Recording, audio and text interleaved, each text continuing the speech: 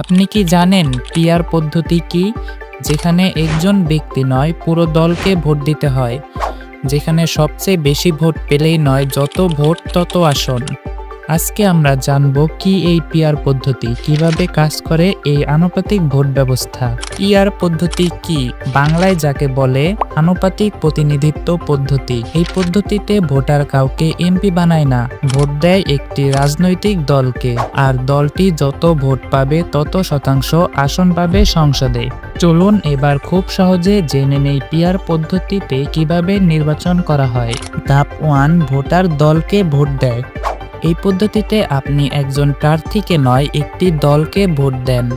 ব্যালটে থাকবে শুধু দলগুলোর নাম, যেমন দল এ, দল বি, দল সি। বাংলাদেশে প্রচলিত দলগুলোর মধ্যে রয়েছে বিএনপি, জামাতে ইসলাম, এনসিপি ইত্যাদি। আপনি যাকে পছন্দ করেন সেই দলের পাশে টিক চিহ্ন দিতে হবে। ধাপ 2, ভোট গণনা। দেশের সব জায়গা থেকে ভোট গণনা করে দেখা হয় কোন দল মোট কত শতাংশ ভোট পেয়েছে।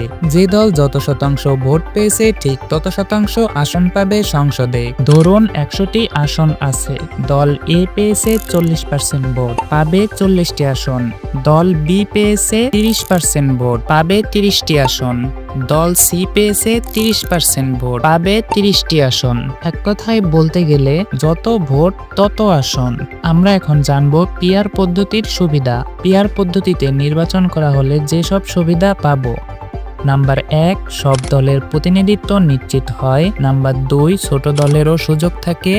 নাম্বার 3, ভোট অপচয় কম হয়। নাম্বার 4, গণতন্ত্রের প্রতিচ্ছবি আরো বাস্তব হয়। পিআর পদ্ধতি বিশ্বের অনেক উন্নত দেশে কার্যকর। নেপাল, জার্মানি, সুইডেন, নেদারল্যান্ড সহ বহু দেশে পিআর গণতন্ত্রকে আরো অংশগ্রহণমূলক করেছে।